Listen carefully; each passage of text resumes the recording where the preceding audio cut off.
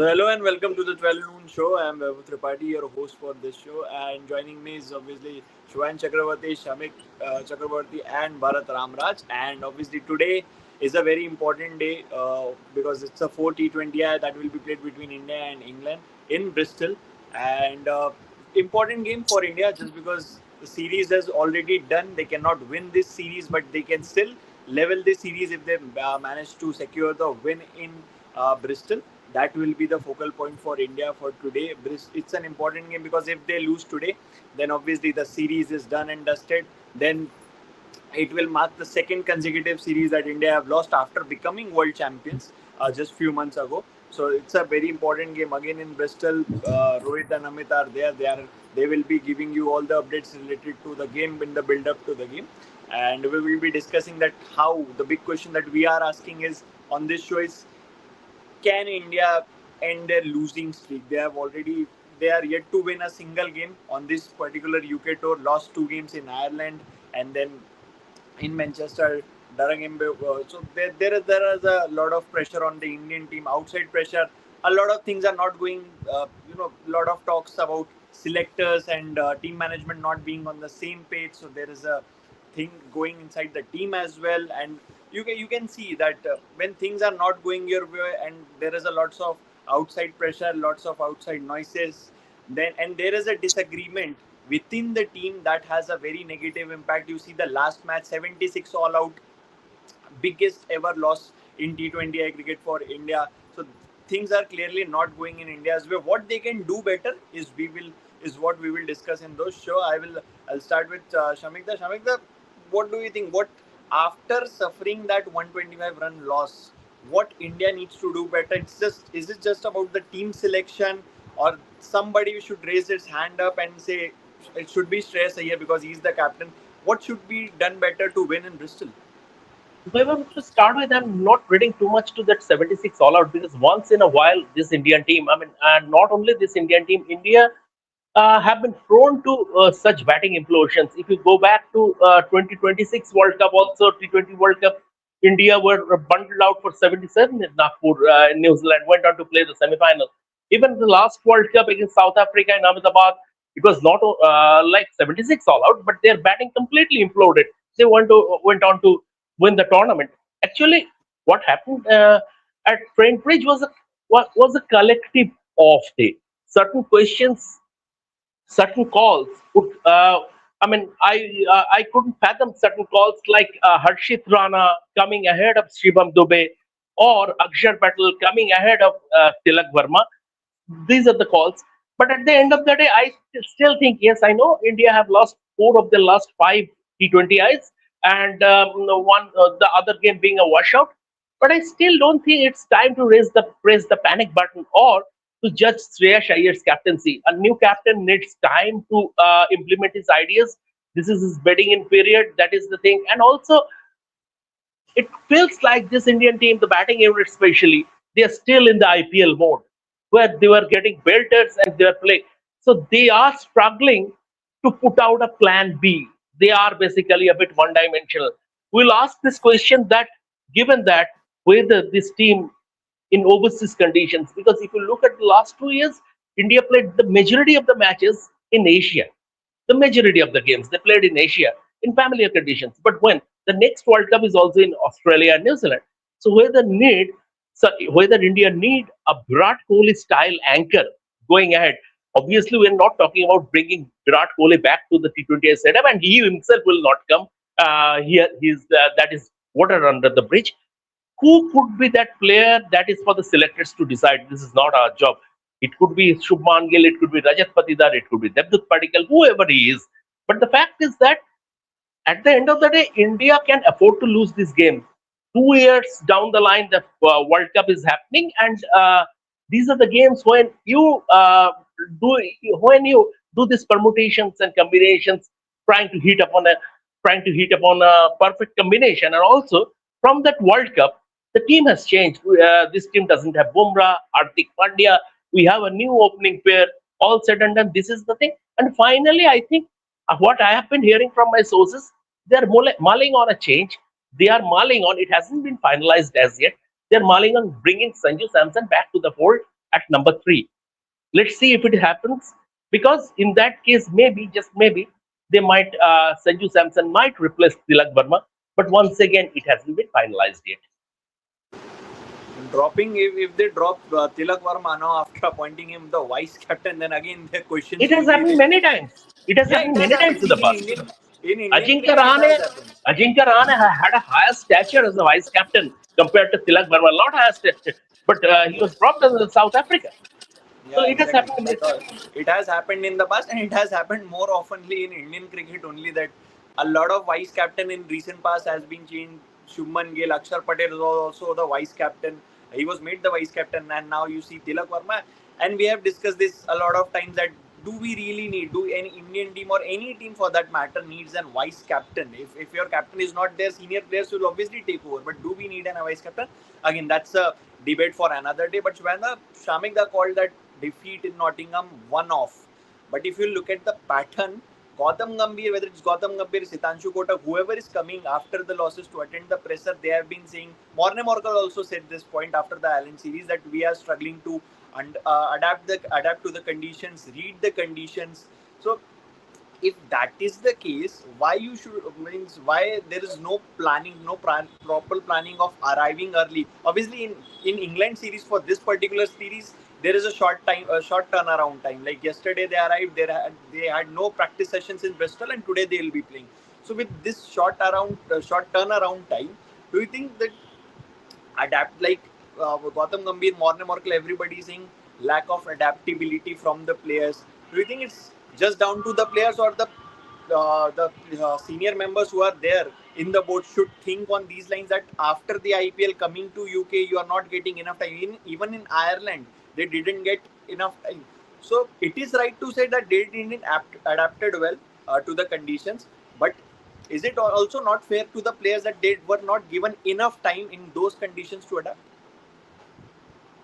mean, you can debate on this point that whether they got enough time to practice, they got enough time to adapt to the conditions. But at the same time, teams in the past have gone to the UK with same schedule and have absolutely mauled them in white ball cricket. So it is when you talk about Ireland, India sent a B team when they last played with when Deepak Huda batted at number 3, scored a century. Hardik Pandya was the captain. It was literally a B team. But India went there and had no issues whatsoever. Not if I'm not wrong, then that was Umran Malik's debut series for India as well. Uh, so India had new players then. India had a B team then and had no issues whatsoever to defeat Ireland. With all due respect, they are not at the same level as India's B or C team.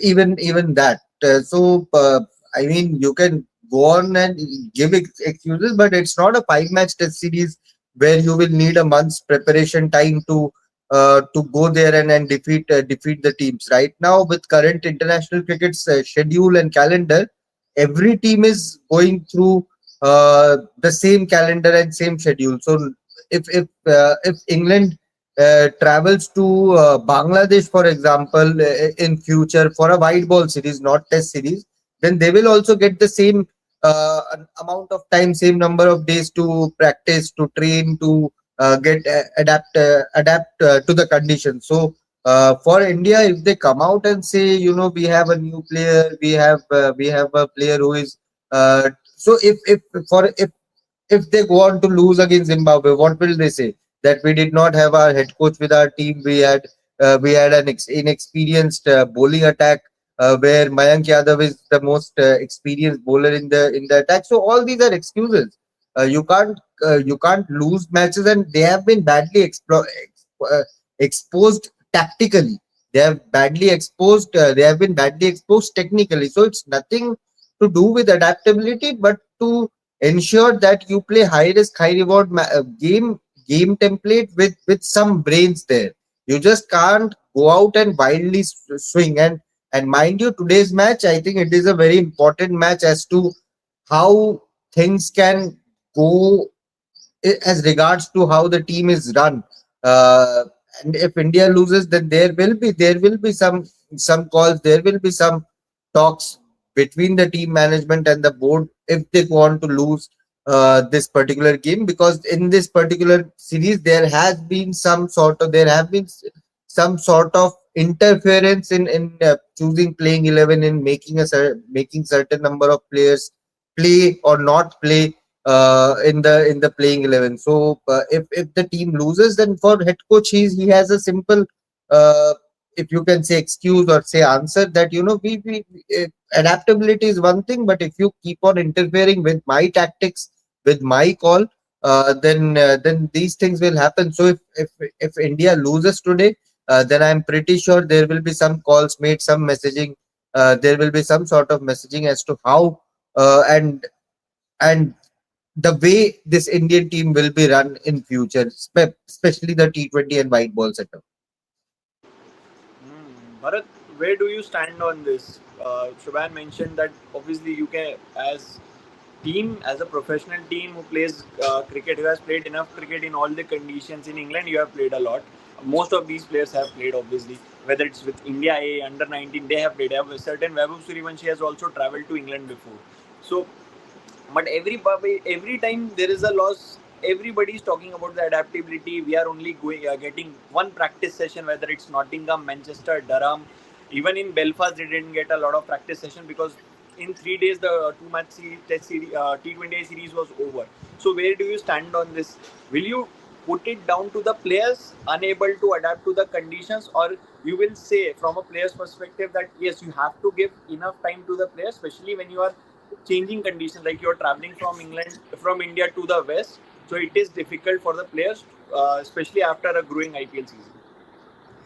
Yeah, I guess it's mostly down to the players. Now, don't tell me that you just look at their stats against hard length bowling on the tours of Ireland and England. You will see that the strike rates are like in Ireland, the strike rate against hard length is about 117. The strike rate against England in the series has been as low as 105. That is against hard length.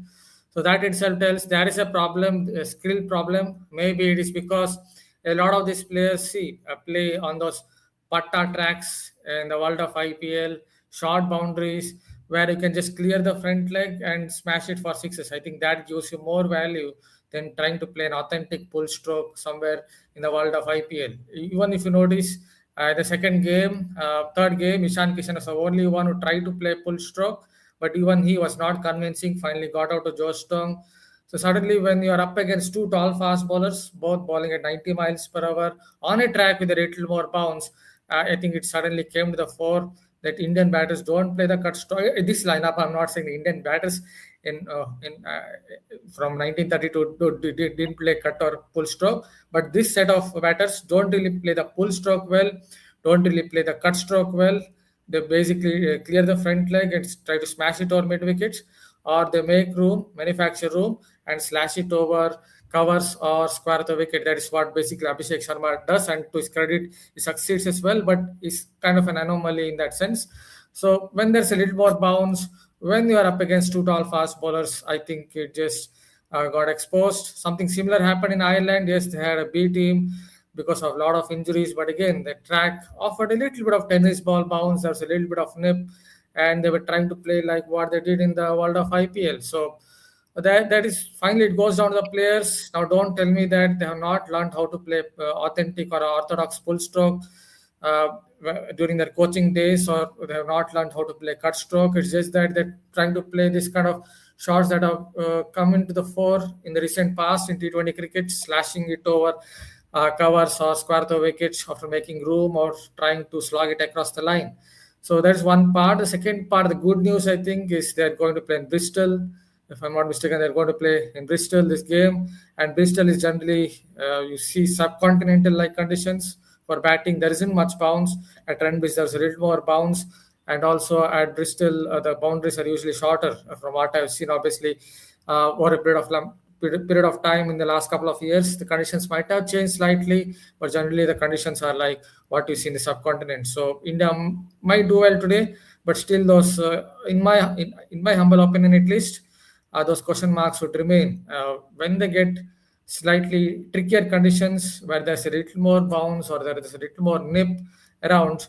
Can they land those cut strokes or pull strokes? So I finally in my humble opinion, it goes down the players because they would have learned playing the pull stroke or cut stroke during their coaching days. Don't tell me they have not learned it. Just that they carried forward what they have done in the world of IPL, trying to slog it across the line or slashing it over covers or square the wicket. I think that is what has kind of gone against them in Ireland, in England, and also in that one T20I game they played against Australia at the MCG. I think Shubhayan was there when there was a little bit of nip and bounce, and Hazelwood absolutely destroyed them. So against all fast bowlers, they have to land these cuts and pulls going forward because the next T20 World Cup is not going to be played in India. It's going to be played in the Southern Hemisphere, and there will be a little more bounce. Right. See, again, it comes down to individual. As Bharat said, that it is down to the players. To when they are out in the middle, they are on their own, and they have to find ways of scoring, not just do wild slogging, which they are very used to do in playing in flat conditions. If there is some assistance for the bowlers, just play out the phase and then go about your business. That it comes down to the players how they pace their innings in T20 cricket. But Shamik, coming to the batting has been woeful in this entire tour. If you look at the way they batted in Belfast, then even in Durham, early wickets there, then Manchester. Even in the last game, Trent Brevich to me provided the best batting conditions. That's why even after being 1-1-4, England managed to post 200 plus on that wicket. Boundaries were small, good wicket. But what India were troubled by was bounce and extra pace of Josh Tongue and Jofra Archer, and obviously, as Bharat mentioned, the extra bounce. So obviously, there is a problem with the batting. There is a problem with the batters. They are somewhere going wrong, but who will you hold accountable? Because it is becoming a recurring pattern that India is opting to chase, but India are unable to chase the target despite doing what they, despite wanting to do chasing, they are unable to do it. So whom you will hold accountable? Is it something that Sitanshu Kotak has to address to every batter, that you need to do things better? You cannot play just like this. You cannot do wild slogging out there. Vaibhav, I think rather than holding anyone accountable, I think there is a bigger picture there. I mean, at this level, you don't basically rely on your coaches and all. That is for the age group. I mean, you don't. Basically, the bigger picture is that if you want to make this Indian team a team for all seasons and all conditions, then you will have to get out of that highway mode as far as IPL is concerned. Yes, I know it's fine as far as entertainment is concerned. People are thronging, spectators are thronging the stadiums, and they want to see high-scoring matches, 240 to 50. But if in the grand scheme of things, as far as Indian cricket is concerned, it is making Indian batsmen a lot more one-dimensional. That is number one. Number two is that is impact player rule. They should right away do away with that impact player rule, because it is giving you a complete extra leeway. You can get away with anything because you have another player, and it is making some of the captains look like the biggest genius, like that they have the biggest genius mind on a cricket field. It is not that advantage of having an impact player completely changes the equation. And when you come to international cricket, which is where the degree of difficulty is higher, and you will not get feather beds everywhere. Now, you can say the counter logic is that yes, by sticking to that, we have won back to back T20 World Cups. And we won the 2024 T20 World Cups away from home in the US and the West Indies. But once again, you go back to that final. Once again, it was Virat Kohli's genius. Virat Kohli in that tricky conditions, that knock, and then that Bumrah over. South Africa had no business not scoring 29 runs of 26 balls. But once again, that was Bumrah's genius. You come to your home conditions, Featherbeds, Wankhede, the semi-final. Despite scoring 255, England were running away with the game. Jacob Bethel once again that Bumrah over. Once again, it was down to Bumrah's genius that India won that game. So, and now going ahead, you will play more matches in overseas conditions where the bowlers will have a little bit of say. So look, if you look at the if you want to look at the grand scheme of things and want to care about Indian cricket, get out of that highway mode. Get out of the make it a level playing field. Even in this IPL, when you see the matches in Lucknow, how the batsmen struggled because the bowlers got some purchase there. So this is hampering Indian cricket across formats. ODI, you are still not feeling the pinch because you still have someone like Rohit Sharma and Virat Kohli in the ranks because they can do it. Because they can do it. Virat once again showed at the IPL final itself when the conditions were not quite feather bed, and it was his innings that that took Royal Challengers Bangalore over the line. Once Virat and Rohit will leave the scenes, as far as 50 over cricket is concerned, this problem will start hitting in India in 50 over cricket also. So, all said and done, I think we need to look into the mirror. We need to look into the IPL, and some changes should be made. And right away, that impact player rule should be done away with. I think a lot of fans, even experts, agree with Shamik's point of scrapping that impact player rule. But we know that until next season, it is there. After that, after the 2027 season, there could be a rethink on that. But the impact player rule will stay until the next season. But yes, it's a very valid point that because of that impact player rule, you know players are getting batters. They know that we have that batting depth. It is 8 number, 9th number, we have batting till that. Even in this Indian team, if you look at Harshit Rana is slotted at 8 9, who can definitely swing the bat and can score quick runs. But Shubhan, the main big question again comes down to that players that do you think it's like it is a noticeable thing in players that they are reluctant to adjust to the conditions? When they are batting, they are only looking to score quick runs rather than adjusting. Shamik made that point about Virat Kohli's innings. That just look at the way Virat Kohli played in that final.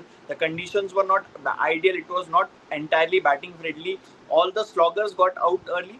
But when you are representing India, see, representing franchisee playing IPL is different. When you are playing for India, it's a different responsibility. You are among the top 11 players that you are playing for the nation. So with responsibility should come a bit of game awareness. Do you think these young players lack a bit of game awareness where they should know where they have to adjust their batting, where they have to hold themselves back, like play out the Josh Tongue and Jofra Archer spell, and then you can attack after getting set. You can attack Adil Rashid, Will Jacks. You're on mute. Mute. That is the exact point that game awareness is something which all these players need to work upon. Technically, as Bharat also said, it's not like they have not played pull shot throughout their careers. They have not played cut shot throughout their careers. But if the conditions demand you to play behind the square, then you will have to adjust your game and play behind the square. If the conditions want you to play straight, then you will have to adjust, assess the conditions, and play those shots. And it's all about going out there and knowing what you want to do. If had Virat Kohli gone out there and slogged it in the World Cup 24 final, he would have gotten out in 20 runs of 20 runs, and India would have lost. But he knew that it was all about assessing those conditions and staying there till the end, and that's what exactly he did, and that's why he's regarded as one of the greatest of all times. All these big players, they know how to change their games according to the opposition, according to the situation. And I think that is one point which Gambhir also mentioned in the post-match press conference after the last game, that you will have to assess the conditions. And even if you have a premeditated plans of going out there and smashing Jofra Archer for 4 sixes, if he's bowling a snorter of an over, then you'll have to respect him. You don't have any other choice. Otherwise, you'll have to go out.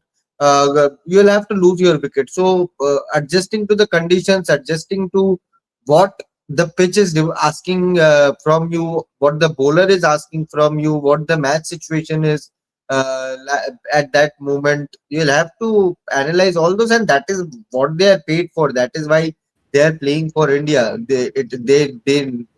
No one is a rookie player in that squad. Everyone has played enough domestic cricket, enough IPL, enough of top level cricket to be out there.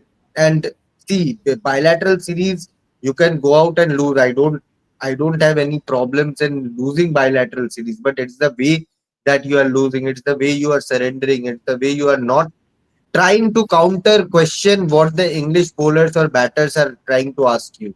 And that is what the disappointing factor is all about. Even if they lose against Zimbabwe, I don't have any issue. But the way they will lose is what people will discuss. If they experiment, if they do everything that they're trying something new, then people won't ask many questions because they know that this team management is trying something new. But if they go out there and not show any sort of game awareness, that is where the frustration comes up, not only for fans, for everyone. And let's see. Tonight will be an important match. Uh, as Bharat also said, Bristol conditions will be better. Rohit also said it's bright and sunny, no chances of rain. So it will be bright and sunny. It will be hot. So let's see. Fielding is also a major issue. Fielding has been a major issue for a while now, and it should not go on to the players or to the coaches every time. They are doing their best. For T Dilip, he does his best every time. I have mentioned T Dilip as uh, worked his socks off to make these players prepare. But if they are not able to, take those catches or keep their concentrations for 20 overs, 50 overs, then I think, sorry, the players should be asked question rather than every time you go on and point fingers on the coaching staff. It's also not right. We should go out there and ask question to our heroes as well, that what things are you doing wrong out there. So it's ultimately the players who play cricket, and let's see how what happens in Bristol Trent. I'll set a point. I'll just set a point. Okay, See, go on. one has to understand that yes, India were chasing 200 runs. So somewhere they had to take a few chances. It's not like they can only play tuk against Josh Tong and Jofra Archer because it's a T20 cricket. But I think it comes down to your shots selection. If you're still going to play the way you did in the world of IPL, as I noted, just trying to slash it by making room or trying to clear the front leg, or someone like Shivam Dubey. I don't know what exactly was that shot. It was a half pull, half net raja shot, or a half slog across the line. It was somewhere in between that Shivam Dubey tried against Joe Strong.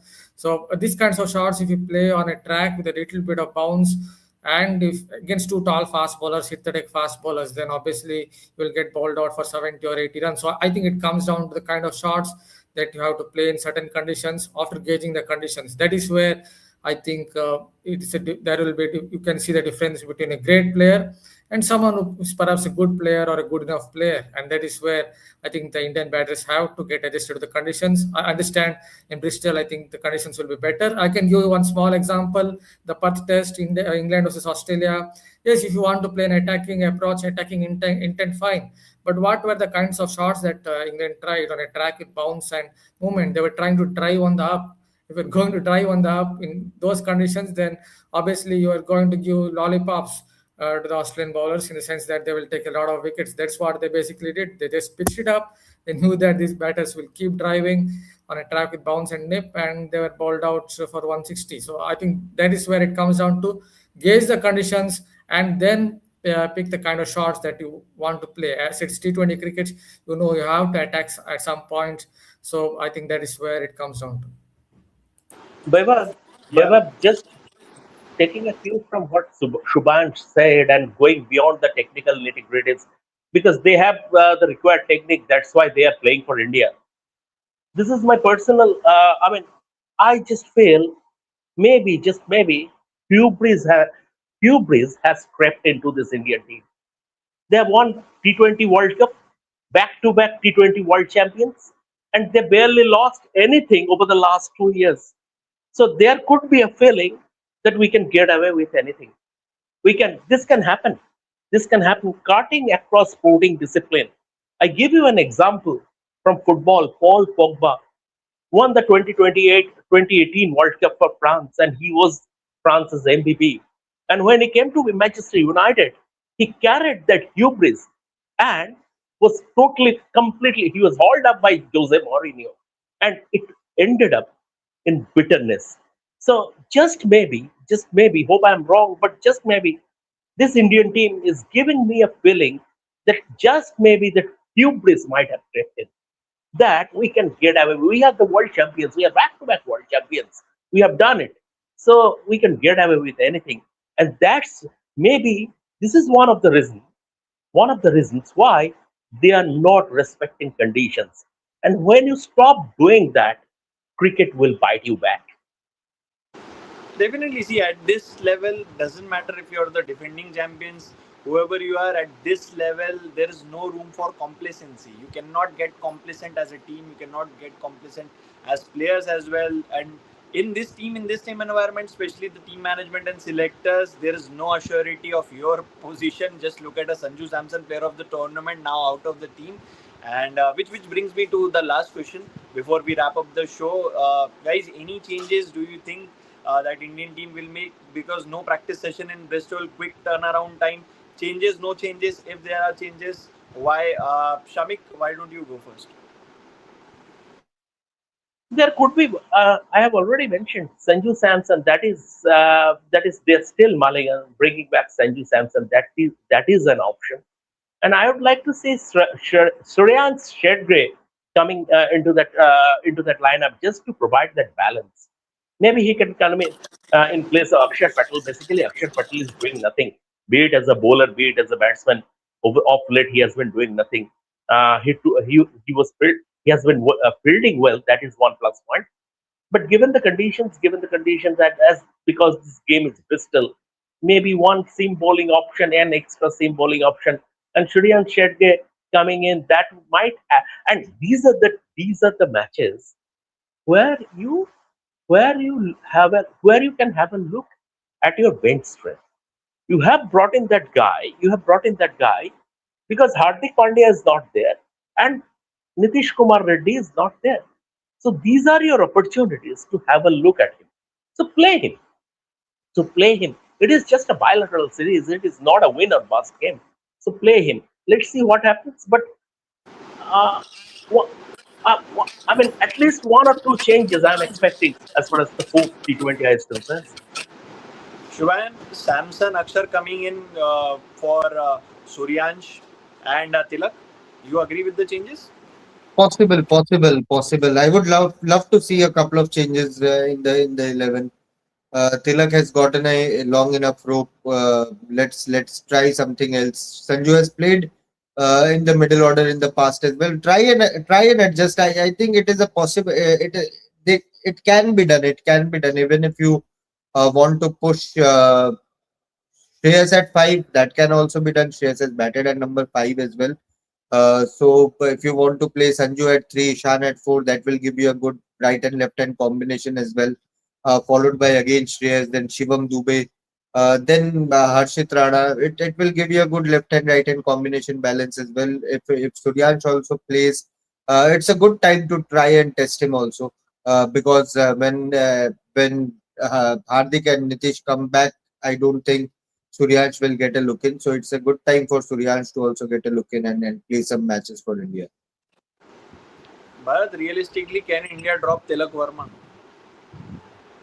Yeah, realistically, they can drop if they really want to. They should. There is They nothing should. that, if they want, if they wish to. That's what I said. If they wish to, they can drop him.